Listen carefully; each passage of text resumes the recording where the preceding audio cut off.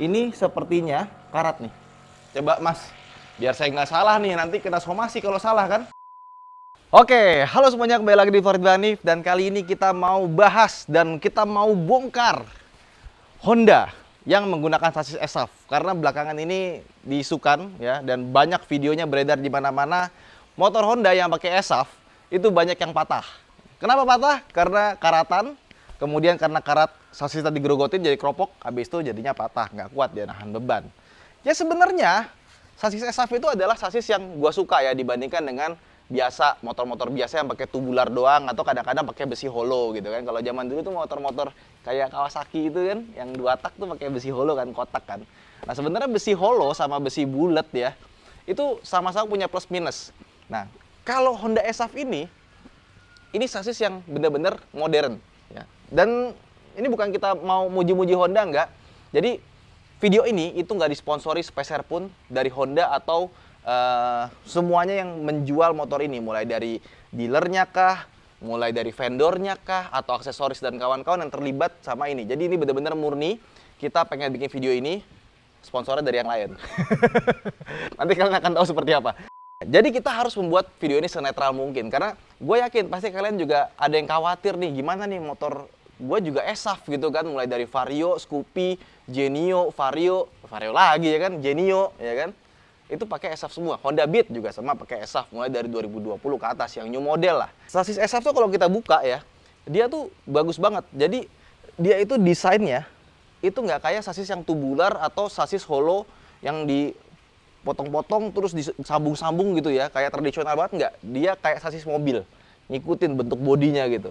Jadi distribusi force-nya itu lebih bagus, antar tekanan tuh lebih bagus sehingga dia tuh lebih rigid. Jadi kalau misalkan kita nyobain, gue dulu pertama kali ESAF pertama itu di Scoopy lama sama Scoopy baru, dia itu jadi lebih lincah dan katanya juga sasisnya itu lebih ringan gitu. Mungkin karena besinya tipis, tapi tipis juga menurut gue ya dari yang udah-udah, tipis itu bukan berarti lebih jelek, karena tergantung dari kekuatan dari tensile strength si besinya itu. Nah, kemarin Honda tuh bikin klarifikasi, tapi klarifikasi kayak bercanda, pakai orang kayak Omobi gitu, terus bilang ini tuh silikat bukan karat. Sebenarnya bukan itu. Yang dicari orang tuh apa tuh ya hasil investigasinya? Apa sih yang bikin dia patah? Kenapa sih? Karena kan motor Honda ini kan banyak banget yang terjual ya. Maksudnya 78% di tahun 2022 motor yang terjual itu adalah Honda. Jadi kebayang sisanya baru Yamaha, Kawasaki, Suzuki, dan yang lain-lain. Jadi kalau misalkan ada 10 motor parkir, 7 atau 8 motor itu Honda semua. Pegal juga, gue lama-lama ya. Aduh. Oke, ini motor juga kotor banget, nanti kita akan cuci dulu sebelum kita bongkar. Jadi kita mau bongkar, kita investigasi seperti apa isinya, apa kira-kira yang menyebabkan karat sehingga motor ini bisa jadi kelipet ya. Dan kita akan berusaha senetral mungkin ya, supaya ini nggak menjadi fitnah. Karena kalau gue ngasih informasi yang salah juga dan menyebabkan opini yang nggak bagus, gue juga bisa disomasi sama Astra Honda Motor. Dan gue juga berkonsultasi sama teman-teman yang ngerti teknik segala macam. Nanti kita buka, terus kita foto-fotonya kita kasih ke mereka gitu ya. Kita video call.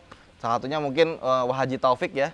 Biar kita tahu gitu. Jadi jangan cuma katanya Ridwan Hanif, tapi ini hasil pemikiran kita semua gitu. Kira-kira apa sih yang menyebabkan dia berkarat, keropok sampai dia jadi kelipet, ya kan? Dan sebelumnya ini motor, kenapa pakainya Genio? Pertama dia adalah motor ESAF yang pertama kali di tahun 2019, dan ini motor 2019 akhir bulan November udah menempuh 37.000 km. Tadinya mau pakai Vario gue 160, cuma pertama gue harus bawa dari Jakarta ke sini dulu ya, jadi kelamaan. Dan yang kedua Vario gue kilometer rendah, jadi kayaknya nggak valid ya. Wah itu kan kilometer rendah tuh, ya kan? Ya jelas aja lah nggak berkarat. Oke. Sebenarnya kalau kita mau cari karatnya, di leher knalpot ini juga ada karatnya sebenarnya. Tapi ini karat yang wajar. Di leher knalpot tuh biasa, sampai ke belakang ini ada bekas-bekas karatnya juga karena kayaknya emang motornya jarang dicuci ya. Tapi ini Honda Frigo, Yamaha Frigo istri gua yang tiap hari dipakai buat kita warawiri, itu sama juga, dia berkarat juga sih. Jadi kalau ini kayaknya sih wajar. Yang nggak wajar tuh yang ada di sasis. Makanya kita akan bongkar. Kira-kira akan ketemu karat atau enggak? Kita coba cek aja ya. Jadi tonton video ini dari awal sampai akhir. Dan gue nggak pengen video ini dipotong-potong, makanya ada timestampnya. Jadi kalau misalkan ada yang motong-motong, ketahuan tuh dari timestampnya ya. Let's go, kita cuci dulu. Kita pindahin dulu ke sini ya. Nanti kita bongkarnya akan di sana. Kalau kita bongkar di sini, nanti basah. ada air-airnya. Meskipun nanti sasisnya pasti bakal kita bersihin juga sih. Dan ini motor belum pernah kena banjir ya. Belum pernah kena tabrak yang sampai kena sasis. Kalau jatuh doang pernah. Ini kan stiker-stiker ini gara-gara nutupin baret ya. Jadi harusnya aman ya. Kalau misalkan motornya bekas banjir ya itu nggak valid lah. Yang namanya kena banjir, apalagi kalau di Jawa Tengah tuh ya, di Semarang atau Demak itu kan ada banjirop ya. Itu banjirnya air laut. Bayangin di Tanjung Mas ya, itu kan banyak pabrik ya. Itu kalau misalkan tiba-tiba motor kena banjirop gitu ya, kejebak, ya udah itu berapa motor tuh karyawan pabrik satu kena semua. Nah ini kita udah siapin buat cuci motor pakai ini nih, mesin HL QL 2500 terbaru yang keren banget. Karena yang pertama mesin HL itu dia punya build quality yang bagus dan tentunya awet. Jadi kalau misalkan kita nyalain ya, sama ini airnya kita taruh di ember aja. Jadi kalau kita nyuci motor atau mobil pakai jet washer itu lebih bagus. Kenapa? Karena lebih hemat air yang pertama. Soalnya tekanannya kenceng kan. Jadi airnya sebenarnya nih selangnya kecil kan, tapi karena punya tekanan dia itu bersihnya jadi lebih gampang. Dan yang kedua, ini kayak ada banyak cipratan-cipratan lumpur nih, makanya gimana sih motornya, ya kan? Ini akan mudah turun tanpa harus digosok. Oke, kita nyalain dulu. Udah nyala ya. Nah ini karena selangnya kosong, jadi kita tunggu sampai selangnya padat sama air.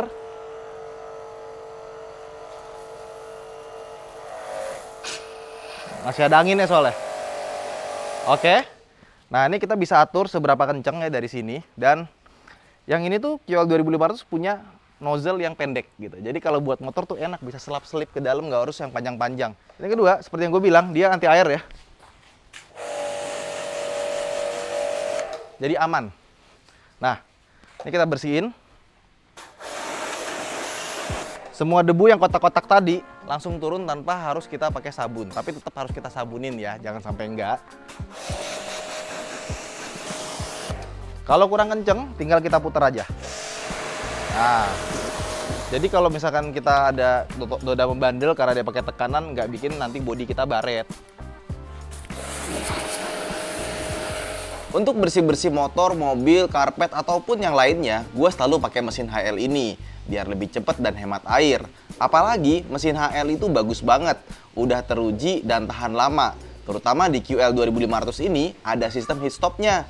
Jadi kalau misalkan mesin panas, dia akan mati untuk mencegah terbakar, dan kalau misalkan sudah adem, dia langsung bisa dipakai lagi. Mesin HL juga terkenal selain build quality-nya bagus, dia juga punya harga yang terjangkau.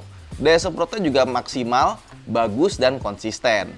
Nah, untuk garansi, mesin HL juga paling bagus deh. Spare partnya banyak, dan service centernya ada di beberapa kota. Jadi gampang kalau kita mau servis. Cakep kan? Kita udah nyemprot segitu banyak, air yang kepake cuma segini. Ya, jadi seperti yang gue bilang, kalau buang-buang air kan mubazir ya, sayang tuh. Nah, sekarang kita tinggal pakai foam lensnya aja. Ini foam lensnya bukan yang biasa, ini yang 2.0, di mana kita bisa atur kadar sabunnya sama ujungnya ini bisa kita atur juga mau seberapa kenceng ya. Oke, dan seperti yang gue bilang, tetap bisa sabun juga bisa begini. Ini terlalu kencang, kita giniin aja. Aman ya, apalagi tombol start stopnya ini dia udah dikasih plastik. Oke. Mandi busa. Oke, sekarang kita tunggu sabunnya bekerja, habis itu baru kita bilas. Kayaknya udah sekitar 1-2 menit, baru sekarang kita bersihkan.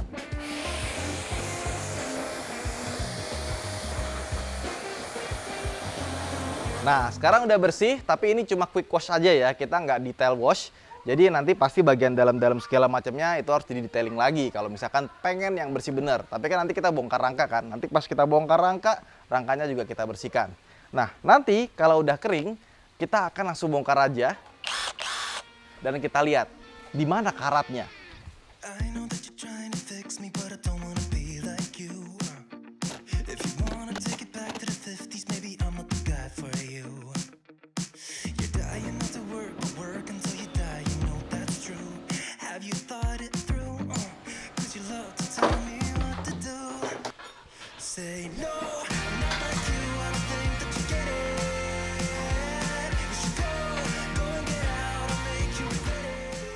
Oke, ini rangkanya udah kebuka semua ya, kecuali bagian atasnya karena nggak perlu.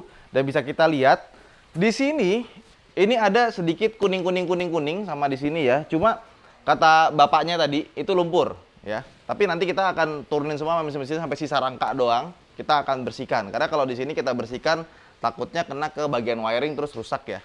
Nah, kita coba dulu pakai ini ya, pakai masker. Minta gombal dong. Gombal. Ini namanya gombal tuh kain yang buat begitulah. Coba mendekat sini. Sini ada kuning-kuning, kita bersihin. Ya ini debunya. Ya ini motor nggak pernah ditelanjangin soalnya. Ya bener sih, ini lumpur ya. Bukan bekas banjir ya, tapi ini ya. Jadi sekali lagi bukan bekas banjir, cuma emang karena dipakai kena debu-debu tanah pas hujan segala macam ya akhirnya begini. Tapi ada yang menarik di sini ya. Jadi ini dek bawah nih, dek bawah yang ada di sini, ya kan? Nah di sini ada banyak lumpur yang ketahan dan dia nggak keluar. Drainnya tuh ada di sini, ada di kiri, ada kanan. Ini kalau lumpurnya basah, terus dia itu lembab, ini yang bisa bikin karat ke rangka. Jadi mungkin buat next developmentnya, lubangnya mesti dibanyakin. Nggak cuma di sini doang, ada yang di sini, di sini. Jadi kalau misalkan kena air atau semacamnya, dia akan langsung surut ke bawah, jangan kayak gini. Ini kalau kena air dikit aja lembab gitu ya, nggak ini bisa bikin rangkanya jadi kropos. Karena seperti yang gue bilang tadi, ya bikin karat itu kan oksidasi ya. Jadi ada air sama udara, ya lembab gitu ya. Nah itu yang bisa bikin rangka jadi kropos. Makanya kalau rangkanya basah direndemin gitu, atau apalagi kalau kena yang asam, air laut, wah udah kelar. Oke, ini kita bersihin dulu.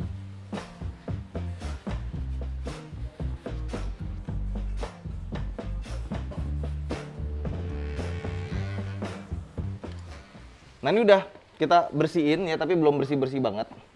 Jadi habisnya nanti kita bongkar, kita bersihin total, kita lihat bagaimana bentukan pas bersih. Cuman ini kelihatan nih, yang dibilang katanya silika tadi itu ya, coklat-coklat itu tuh masih ada. Kalau menurut kalian ini coklat-coklat karena silikat atau karat ya? Kalau yang ke bagian sini, ini ya kotornya juga agak lumayan ya. Jadi nanti pas kita kita bersihin total, kita keringin, nanti kita lihat apakah ada bagian-bagian berkarat, kropos atau enggak ya. Jadi nggak cuma di bagian sininya aja, bagian sini-sininya. Dan di sini kayaknya ada sedikit rembesan oli ya. Ini menurut kalian wajar atau enggak? Oke, mari kita bongkar.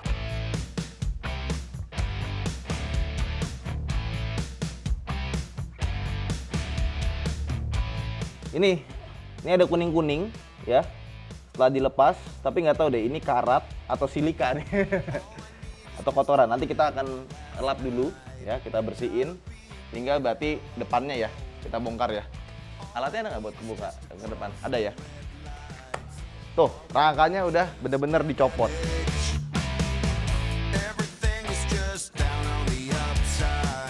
Nah, ini udah tinggal rangka doang ya. Wah, ya sih rangkanya untuk sebuah rangka ini enteng sih. Ya. Dan bisa kita lihat, tadi dibongkar, dia belum ada kuning-kuning di sini. Dan yang ini agak sedikit berbeda ya. Jadi tadi di sini itu ada penampang buat kabel. Nih, ini bentuknya kayak begini ya. Nah, ini jadi penampang-penampang kabel ini, dia nempel ke bagian bodi. Ini kuningnya, kuning lebih nyala nih. Kayak bukan kuning lumpur. Tapi nanti kita bersihin dulu. Nah, ini bisa kita curigain karat nih ya. Tapi kita lihat dulu aja. Ini setelah dibersihin jadinya kayak gini sih. Ini karat ya. Oh ya, jadi terkonfirmasi yang bagian ini kena ada karatnya. Oke, ya ini sih. Dia tuh kegesek sampai lapisan catnya itu lepas. Jadi ini bare metal nih, dan tadi itu beneran karat ternyata bagian sininya ya. Jadi ada 1, 2, 3. Coba yang sebelah sini. Iya, jadi yang ini langsung besi metal. Jadi bagian sini mungkin karena kabel kegesek-gesek atau ada penampangnya, akhirnya catnya copot dan ini terjadi oksidasi di bagian sini. Ini karat beneran ternyata. Ya. Oke, terkonfirmasi ya. Jadi yang ngomong bukan gua, tapi masnya yang ngasih tahu pertama kali karat. Gua bukan ahli perkaratan. Tapi coba deh, kalian komen. Ini karat atau bukan ya? Sip, sekarang kita bersihin dulu pakai mesin HL, habis itu kita lihat nanti gimana ya. Oke, let's go, kita mulai aja. Kita lepas sekarang.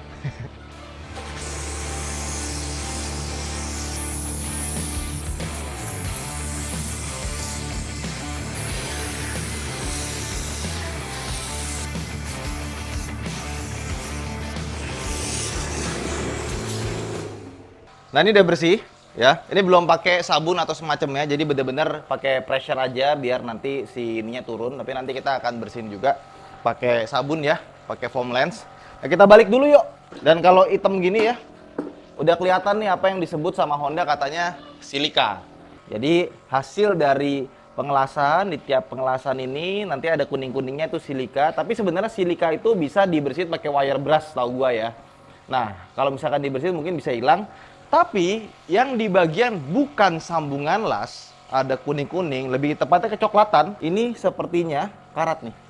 Coba Mas, biar saya nggak salah nih, nanti kena somasi kalau salah kan. Kalau ini kan yang kuning kayak emas ini kan silika ya. Kalau ini kayaknya karat ya. Ini karat nih.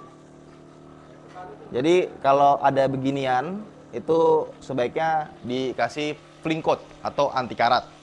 Ya, tapi ini strukturalnya masih bagus sih. Jadi kalau untuk keropos sampai patah itu masih jauh banget. Jadi udah 3 tahun, memang udah ada benih-benih karatnya di sini karena tuh lihat si ini sampai ke dalam nih ya. Bagian karat di sini tuh udah gelembung-gelembung ya catnya ya. Di sini emang ada karatnya ternyata. Jadi terkonfirmasi ada di beberapa bagian ada karatnya. Nah, nanti sebelum makin parah kita amplas dulu. Habis itu kita fling coat baru kita pasang lagi. Jadi ini jangan kita pasang dulu sepertinya ya. Sekarang tinggal kita masukin aja. Oke. Jangan miliknya doang yang mandi ya. Motornya juga.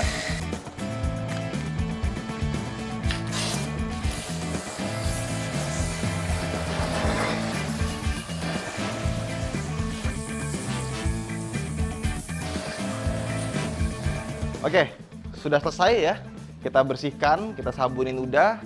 Sekarang kita biarkan rangka ini kering dengan sendirinya, karena ini harusnya nggak lama nih.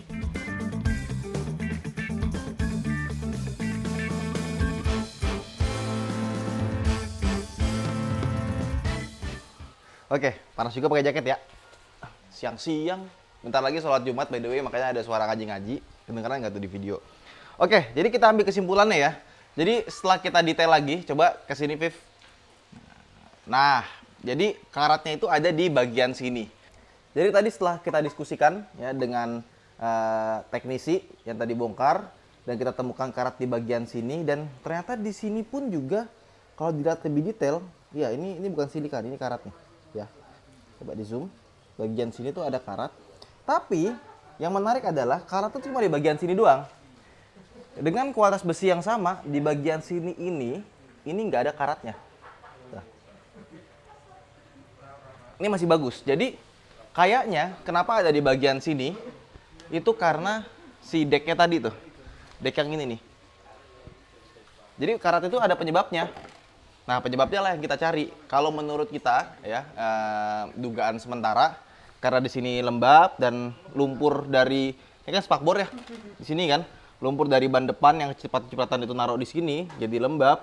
Terus juga tanah ya kan, tanah kan sifatnya lebih korosif gitu. Nah, inilah yang menyebabkan karat ada di sini. Jadi buat teman-teman ya, pencegahan pertamanya kita kan nggak nyari kejelek-jelekan dari brand atau segala macamnya, kita harus netral. Jadi pencegahan pertamanya mungkin bagian sini nih, jangan sampai ada kotoran di sini. Artinya harus dibikin beberapa lubang drain, tapi lubangnya yang bener. Jangan sampai jadi malah gampang masuk air atau gampang masuk kotoran. Ya, entah gimana caranya, nanti kita akan coba diskusikan dengan yang lebih expert ya.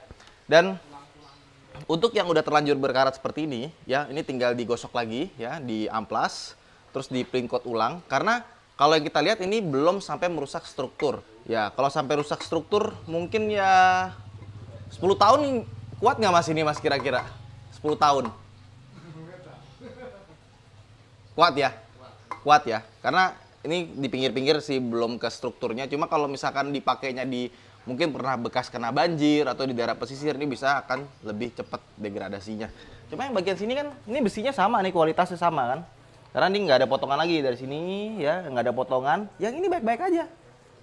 Jadi yang di bagian ini tuh silikat.